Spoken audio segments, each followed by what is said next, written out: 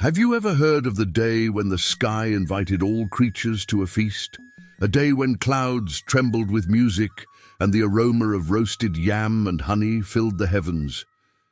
But among all the animals, one small creature, slow, clever and full of tricks, found a way to eat more than his fill and pay a terrible price. Long ago, before greed had a name, the sky was generous and kind.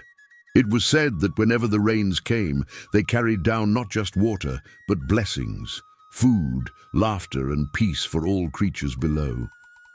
In that time, Tortoise lived in the heart of the forest, slow in step, but quick in thought. His shell shone like polished clay, and his eyes always glittered with cunning ideas. One evening, as the drums of the rainy season began to echo from distant villages, a great rumor spread. The sky was hosting a grand feast for all animals, a feast where food would never end, and each guest would taste joy itself. Elephant, shaking his ears, rumbled, "The sky's feast impossible. How shall we reach there?" Eagle flapped her golden wings proudly. "Fear not. I will carry word to the heavens. Only those invited shall come." The next day, Eagle returned with shimmering feathers and a message wrapped in light. "All animals are welcome. Bring your best manners and your cleanest hearts." The forest erupted with excitement. Monkeys danced, antelopes leapt, and even the old lion brushed his mane. But Tortoise, rubbing his chin, whispered, "Clean hearts? They didn't say anything about empty stomachs." That night, he hatched a plan. He visited the birds as they prepared to fly. "My brothers," he said smoothly, "the journey is long and dangerous. You will need someone wise to guide your manners before the sky himself." The birds chirped uncertainly. "What could a tortoise know of flying?" one asked. Tortoise smiled.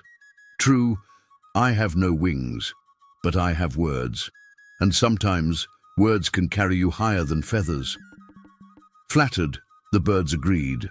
They wove a large basket strong enough to carry him on their backs, and before dawn they lifted off, up, through clouds painted in sunrise gold. As they soared, Tortoise looked down at the shrinking earth below. "Ah, so this is how the eagles see the world," he whispered. "No wonder pride is a heavy burden. The higher you fly, the easier it is to forget the ground." When they reached the sky's gate, a glittering arch of silver mist, a voice like thunder spoke. "Welcome, creatures of the earth. Tell me, by what names shall you be called at this feast?" The animals bowed one by one. "I am Elephant the mighty. I am Parrot the colorful. I am Antelope the swift." When it was Tortoise's turn, he stepped forward with a sly grin. "I am all of you," he said boldly. The sky chuckled, his voice rolling like distant thunder. "All of you? What a curious name." The tortoise bowed low. "Yes, great sky, for I am a humble representative of my brothers, their servant, their friend, their soul." The sky nodded. "Then welcome, all of you. The feast begins." Tables stretched as far as the eye could see, fruits that glowed like suns, soups that shimmered like gold, and roasted meats that filled the air with delicious smoke. But as each plate was served, the sky's servants called out, "For all of you!" and Tortoise, smiling, took every dish. He ate and ate until his shell bulged, and his laughter filled the heavens.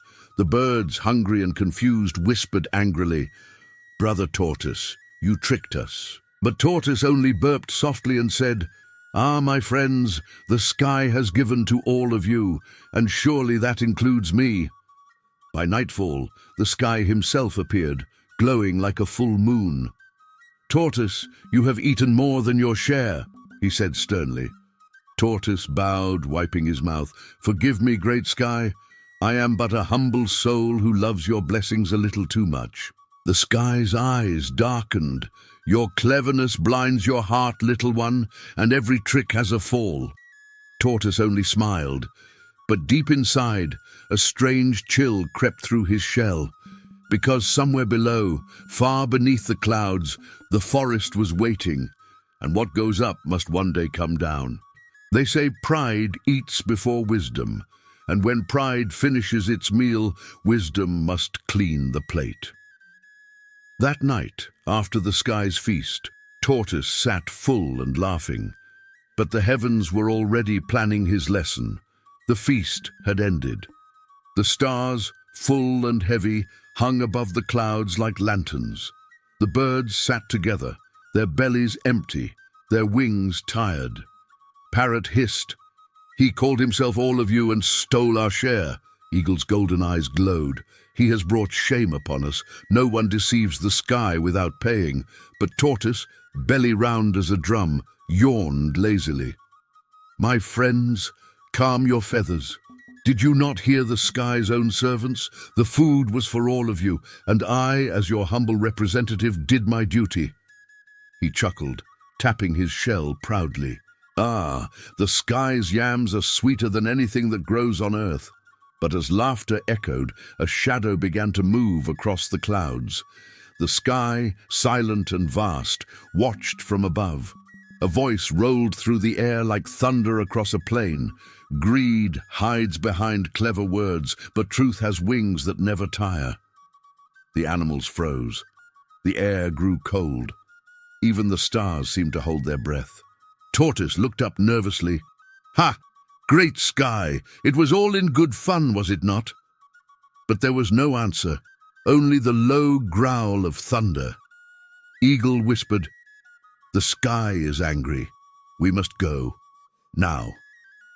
They gathered their things and prepared to descend back to earth. The birds tightened their wings, ready for the long flight home. Tortoise waddled forward, smiling nervously. "My friends, surely you won't leave me here," Sparrow spat. "You used us, tricked us, and ate what was meant for all. The sky's wrath will not fall on us because of you." Eagle nodded grimly. "You must find your own way down, trickster." And with a furious beat of wings, they rose and vanished into the stormy mist, leaving Tortoise alone on the silver clouds. For the first time, Tortoise felt the silence of the sky, vast, empty, endless. The air bit cold against his shell. The tables of food were gone. Only broken crumbs and his own guilt remained. He looked over the edge of the clouds. Far below, the earth shimmered like a distant drumskin, green and golden in the sunlight. "It doesn't look so far," he whispered. "Perhaps I could climb down." He stepped closer, and the wind howled. "No, no, too high," he muttered. "I'll fall to pieces before I reach the treetops." Tortoise sat, shivering, whispering to himself. "Think, old shell, think. You've talked your way into a feast. You can talk your way down again." At last, he had an idea. He leaned over the edge and shouted down to the earth. "Friends, family, my dear wife Adama, listen well." His voice echoed faintly, carried by the wind. Down below, in a small clearing near the forest's heart, his wife heard his cry. She shaded her eyes and gasped. "That sounds like—" "My husband?" she called back. "Tortoise, is that truly you?" "Yes," he shouted. "I am stuck in the sky, but I have found a way to return. Listen carefully. I will throw myself down, but you must prepare the ground for me."